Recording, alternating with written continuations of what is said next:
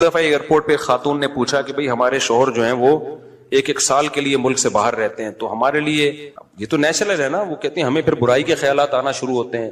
تو انہوں نے کچھ سوال پوچھے، وہ حیا کے خلاف ہیں، میں اس کو نہیں یہاں ڈسکس کر سکتا. میں نے ان سے کہا میاں کے علاوہ آپ کے پاس کوئی راستہ نہیں ہے اپنی خواہش پوری کرنے. تو وہ کہنے لگے پھر ہم کیا کریں، میاں بھی مجبور ہے. وہ کہہ رہے میں کیسے، اور اپنے ساتھ رکھ نہیں سکتا میاں، کیونکہ جو ہے وہ اس کے پاس اتنی تنخواہ نہیں ہے کہ بیوی کو رکھ سکے. تو چند کیس ایسے ہوتے ہیں. اصولی طور پر تو میاں کو چاہیے اللہ پہ توکل کرے، غریب بھی ہے نا اپنے ساتھ اپنی بیوی کو رکھے. کوئی بات نہیں، میاں بیوی دونوں روکھی سوکھی مل کے کھا لیں گے، کم پہ گزارا کر لیں گے. جو بیویوں کو چھوڑ کے ایک سال دو سال کے لیے باہر جاتے ہیں، یہ شریعت میں بالکل پسندیدہ نہیں ہے. اللہ نے بیوی کو صاحبہ کہا ہے، ساتھ رہنے والی. مجھے وزیر آباد میں 1 مہینہ رہنا تھا، یہ بات ہوگی 2006 یا 2007 کی. انہوں نے کہا کہ 1 مہینہ آپ نے یہاں اسٹے کرنا ہے. بیانات کے سلسلے میں نا مسجد 1 مہینے کے لیے میرے حوالے کی تھی. تو میں نے کہا بھائی میں تو بیگم کے بغیر 1 مہینہ نہیں رہ سکتا. بچے بھی تھے میرے، تو میں نے کہا 1 مہینہ میں نہیں رہ سکتا، مجھے بیگم بچے چاہیے، ان کا بھی ٹکٹ دو تو میں یہاں رہوں گا ورنہ نہیں رہوں گا. تو انہوں نے پھر بیگم بچوں کا بھی ٹکٹ دیا. وہ گھر والوں کے ساتھ رہ لیتے ہیں آدمی تمیز سے، ورنہ بیگم کے بغیر ہمارے لیے تو بڑا مشکل ہے اتنا لمبا عرصہ رہنا. مجبوری میں رہنا پڑتا ہے تو ایک الگ بات ہے، لیکن ہے مشکل کام. چاہے کتنے بھی آدمی کے میاں بیوی میں جھگڑے ہو نا، نہیں رہ سکتا بھائی. تو 1 سال کے لیے پتہ نہیں کیسے رہ لیتے ہیں لوگ بیگم کے بغیر. ٹھیک ہے ان کی مجبوری ہوتی ہے، میں مانتا ہوں، لیکن اس میں کوشش کرو اللہ پہ توکل کرو. بیگم روکھی سوکھی کھا لیں گے، لیکن اللہ میاں نے بیگم کو صاحبہ کہا ہے قرآن میں. صاحبہ کا مطلب ساتھ رہنے والی. صاحبہ کا کیا مطلب ہے؟ ساتھ رہنے والی. تو اس کا مطلب جب شادی ہو گئی تو وہ پھل ترو کی طرح تمہارے ساتھ چپک گئی ہے. پھل ترو کی طرح اس لیے کہہ رہا ہوں کہ لوگ پسند نہیں کرتے، لیکن اللہ نے اس کو آپ کے ساتھ کیا کر دیا ہے، اب جہاں جاؤ گے بیگم صاحبہ ساتھ ہوں گی. شارٹ ٹائم کے لیے جانے ایک الگ بات ہے، لانگ ٹائم کے لیے جانا ہے تو بیگم آپ کے ساتھ اللہ نے بولو چپکا دیے. وہ خود بھی گناہ سے بچے گی، تم بھی گناہ سے بچو گے. تو اس لیے یہ طریقہ ٹھیک نہیں ہے سال کے لیے میاں بیوی کا دور رہنا. اور پھر خواتین بھی پریشان ہوتی ہیں. تو گناہ کسی کے لیے بھی حلال نہیں ہے. میں نے اس خاتون سے کہا کہ 1 سال آپ کا شوہر باہر ہے، کیا اس کے لیے حلال ہے گناہ کرنا وہاں پہ؟ اس کے لیے حلال نہیں ہے تو آپ کے لیے بھی حلال نہیں. تو اللہ میاں نے صرف یہی رکھا ہے کہ ایک دوسرے کی خواہش پوری کر سکتے ہیں میاں بیوی، اس کے علاوہ ان کے پاس کوئی آپشن نہیں ہے. تو اب پھر بھی نہیں آ رہا میاں، تو میں نے ان خاتون کو یہ کہا کہ اپنے آپ کو بزی رکھیں. آپ کیا رکھیں بھائی؟ کوئی پازیٹیو ایکٹیویٹیز میں اپنے آپ کو کھپا دیں. ایسی موویز تو ویسے بھی ٹھیک نہیں ہے دیکھنا، خاص طور پہ فحش موویز دیکھنا اور ٹک ٹاک پہ صبح و شام بے حیائی.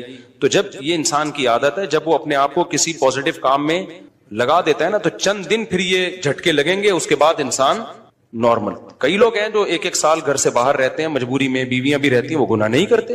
وجہ کیا ہے کہ وہ سوچتے ہی نہیں نا اس بارے میں، وہ اپنے آپ کو بزی رکھتے ہیں، مصروف رکھتے ہیں. تبلیغی جماعت میں سال کے لیے لوگ جاتے ہیں. میں تو اس کو صحیح نہیں سمجھتا بیگم کو، جوان بیوی کو چھوڑ کر جاؤ آپ. لیکن بہرحال جو جاتے ہیں تو وہ گناہ تھوڑی کرتے ہیں، بچے رہتے ہیں، کیونکہ وہ ایک خاص ترتیب میں اپنے آپ کو جوڑ چکے ہوتے ہیں. بہرحال یہ نہیں ہے اس کو. تبلیغی جماعت میں سال کے لیے جا رہے ہو، اگر شادی شدہ ہو بیگم کو بھی لے کے جاؤ ساتھ میں. ہم تو یہی کہتے ہیں تبلیغ والوں سے بھی، بھائی اگر سال کے لیے جا رہے ہو نا، تو یہ زمانہ بہت خطرناک زمانہ ہے. حضرت عمر نے جہاد میں نہیں چھوڑا تھا، تو یا اس کے لیے جو ہے وہ ایجڈ ہو گئی ہے، بوڑھی ہو گئی ہے، ایک الگ بات ہے. لیکن آج کل بہت مسائل کھڑے ہونے کا خطرہ ہوتا ہے. لوگ کہتے ہیں نہیں فلاں سال کے لیے گیا کوئی مسئلہ نہیں ہوا. بھائی مسئلہ ہونے پر حکم کا مدار نہیں ہے، فتنے پر حکم کا مدار ہے، خوف پر. بے پردگی جب ہوتی ہے تو لازمی زنا نہیں ہوتا، لیکن زنا کا خطرہ ہوتا ہے. تو خطرے کی بیس پہ شریعت نے عورت کو پردے کا حکم دیا ہے، سمجھ رہے ہو؟ تو آپ اپنی بیگم کو 1 سال کے لیے، جوان بیوی ہے، اس کو چھوڑ کے چلے گئے، تو ضروری نہیں کہ وہ برائی میں لگے، لیکن برائی کا خطرہ ہے نا. تو خطروں کی بیس پہ حکام دیے ہیں شریعت نے. برائی کا یقین ہو پھر تو بالکل ہی حرام ہے. تو خطرے کی بیس ہے، خطرہ اس بات کا. اس لیے اتنا لمبا بیگم کو چھوڑ کے جانا ٹھیک. اور میں آپ سے بتاتا ہوں، دیکھو جس کو بیوی کے حقوق دینے ہو نا، اپنی بیٹی کو سامنے رکھ کے سوچ لے. آپ یہ چاہتے ہو کہ آپ کی بچی کی شادی ہو اور داماد اس کو 1 سال کے لیے چھوڑ کے چلا جائے، تو آپ اپنی بیٹی کے لیے پسند کرو گے اس بات کو؟ تو جو اپنے کے لیے پسند نہیں کر رہے، دوسروں کی بیٹیوں کے لیے کیوں پسند کر رہے ہو اس بات کو؟ بھائی یہ تو غلط ہے نا. تو اس لیے یہ اچھے لوگوں کی علامت نہیں ہے. ہاں تبلیغ میں اللہ کے لیے قربانی دے رہے ہوتے ہیں، لیکن بیگم کو بھی لے جاؤ یار. سمجھتے ہو کہ نہیں سمجھتے؟ یا پھر شادی کے بغیر پہلے سال لگا لو، شادی کی ہے تو پھر بیگم کو ساتھ لے کے جاؤ. تو بڑے مسائل کھڑے ہونے کا خطرہ ہوتا ہے آج کل. تو اس لیے اس میں جب، اور اگر نہیں ہے کوئی صورت نہیں بن رہی ہے، تو پھر اپنے آپ کو مثبت ایکٹیویٹیز میں اتنا کھپا دو. تو میں آپ کو گارنٹی سے کہتا ہوں چند دن چند مہینوں کے بعد آپ کے دماغ سے وہ خیالات نکل جائیں گے. تو آپ مصروف کر دو گے اپنے آپ کو, لیکن اس بیس پہ آپ کے لیے کوئی بھی گناہ حلال نہیں ہے, گناہ حلال نہیں ہوگا آپ کے لیے. اچھا بھائی, طاہر شمیر رحیم یار خان انٹرچینج سے جب بھی گزر ہو میرے پاس کھانا کھا کے جائے. ٹھیک ہے انشاءاللہ, صلو علی الحبیب. چلیں کبھی گزریں گے تو, لیکن وہی ہے, کسی سے ملاقات نہیں کروانی, سیدھا کھانا رکھ دینا ہے, اصرار نہیں کرنا, ہماری مرضی, کھانا کھائیں نہیں کھائیں, نکل لیے پھر ٹھیک ہے. ایسی دعوت ہمیں بہت اچھی لگتی ہے. دیکھو مجھے وہ مہمان اچھا لگتا ہے جو بے تکلف ہو. آپ سمجھتے ہو نا میری اس پوری تقریر سے کہ میں لوگوں سے ملنا نہیں چاہتا, ایسا نہیں ہے. بے تکلف آدمی مجھے پسند ہے. میرے پاس 3 دن بھی لوگ ٹھہر کے جاتے ہیں جو میرے رشتے دار نہیں ہیں, لیکن یہ وہ لوگ ہیں. کیسے لوگ ہیں؟ ابھی پشاور سے میرے پرانے دوست آئے ملنے کے لیے, آئے, میں نے کہا السلام علیکم, کیا حال ہے, سب سیٹ چل رہا ہے, الحمدللہ. اس کے بعد پتہ نہیں میں بھول گیا, وہ خود ہی جا کے کھانا کھا رہے ہیں. میں تو مصروف آدمی ہوں بھائی, خود ہی کھانا کھا رہے ہیں, لیکن برا نہیں محسوس کر رہے. پھر جب مجھے ٹائم ملتا ان کو بلا لیتا, آ جاؤ یار بیٹھتے ہیں, یا بھائی چائے بنا کے لاؤ, بھائی ان کو بھی پلاؤ مجھے بھی پلاؤ. پھر کھانے کے ٹائم پہ مجھے یاد آیا, ارے وہ آئے ہوئے ہیں, میں نے کہا آپ بھی آ جاؤ کھانا کھا لو. انہوں نے کھانا کھا لیا, صحیح ہے نا.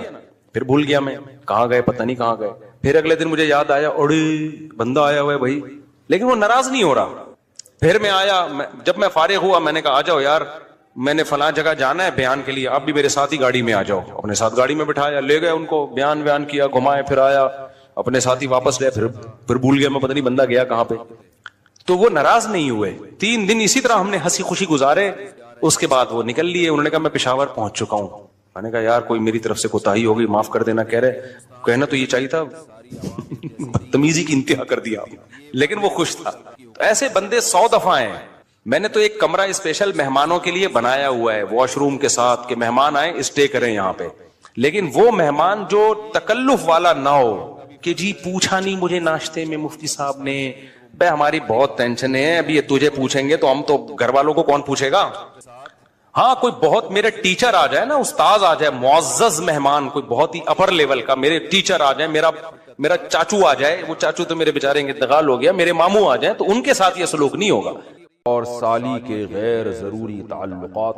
میری بڑی بہن کے شوہر بیرون ملک میں ہیں, تقریباً 3-4 سال ہو گئے ہیں. ان کا کوئی بھی کام ہوتا ہے تو میرے شوہر سے کرواتی ہے, یعنی میری بڑی بہن کے شوہر, یعنی ان کی بہن ان کے شوہر سے جو بھی کام ہو گھرداری کا وہ کرواتی ہے. کبھی خود بھی ان کے ساتھ چلی جاتی ہیں. پہلے میں نے کچھ نہیں کہا, لیکن بعد میں مجھے کھٹکا ہوا تو میں نے اس سے منع کر دیا, لیکن اس کے باوجود یہ سلسلہ جاری رہا. کئی دفعہ میری شوہر سے لڑائی بھی ہوئی اس بارے میں, مگر وہ بولتے ہیں کہ ہمارا دل صاف ہے.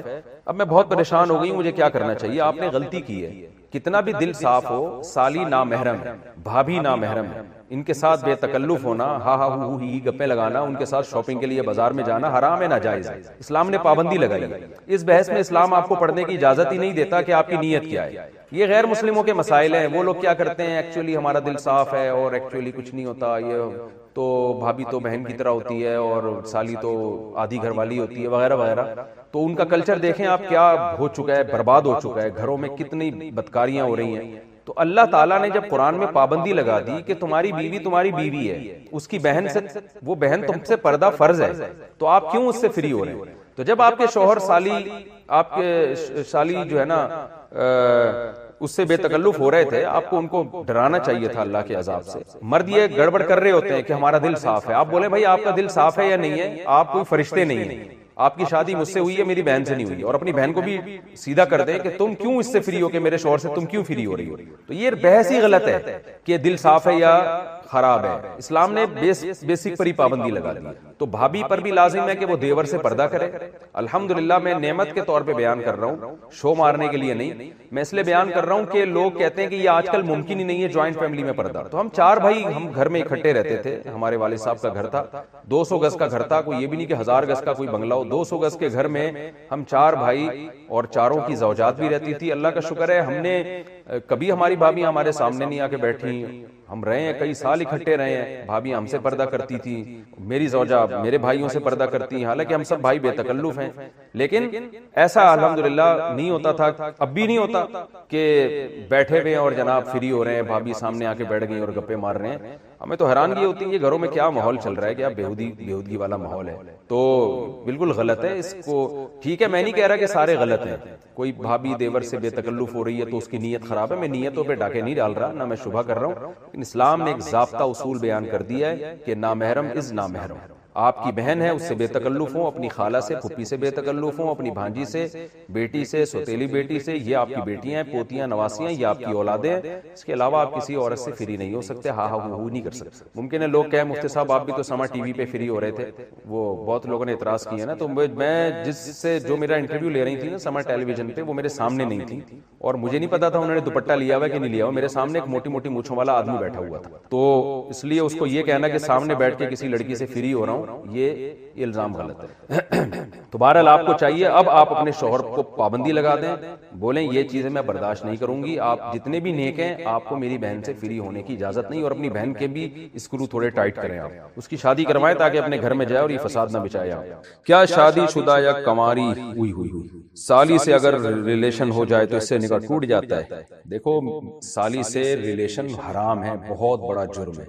وجہ اس کی یہ کہ اس سے نکاح جب حرام اللہ نے کر دیا تو زنا تو اور زیادہ حرام ہے, لیکن اس سے نکاح نہیں ٹوٹتا. اگر کوئی خدا نخواستہ سالی سے کسی کا ریلیشن ہو جائے تو بیوی سے نکاح خراب نہیں ہو. بیوی سے نکاح جب خراب ہوتا ہے جب بیوی کی ماں سے یا بیوی کی پہلے شوہر سے کوئی بیٹی تھی, اس سے اگر اللہ نہ کرے کوئی ریلیشن ہو جائے, یا بیوی کا ریلیشن ہو جائے شوہر کے باپ سے, یا شوہر کا کوئی پہلی بیوی سے بیٹا ہے اس سے, تو پھر میاں بیوی کا ریلیشن خراب ہو جاتا ہے. لیکن آج کل یہ بے پردگی کی وجہ سے یہ عذاب ہو رہا ہے. سالی پر لازم ہے کہ وہ اپنے بہنوئی سے پردہ کرے گا, ملے گا. یہ نہیں ہوتا کہ کوئی بھی آئے اور ایک واقعہ سناؤں آپ کو, بہت مزہ آئے گا. یہ نام سے جانے دے, کوئی حرج نہیں ہے. ایک بندہ آیا میرے پاس جب میں رابی پیرزادہ سے نہیں ملا تھا لاہور میں, رابی پیرزادہ نام ہے نا, رابعہ پیرزادہ, وہ جو ایکٹر تھیں پہلے, پھر توبہ کر لی انہوں نے, دیندار بن گئی. لاہور میں میری ملاقات ہوئی, میں جب آیا تو عثمان نے مجھے بتایا کہ ایک بندہ ملنا چاہ رہا ہے آپ سے. اچھا, بندے کے میرا شکل کا مذاق اڑانا مقصد نہیں ہے اس کا, لیکن بات ہی ایسی ہو گئی,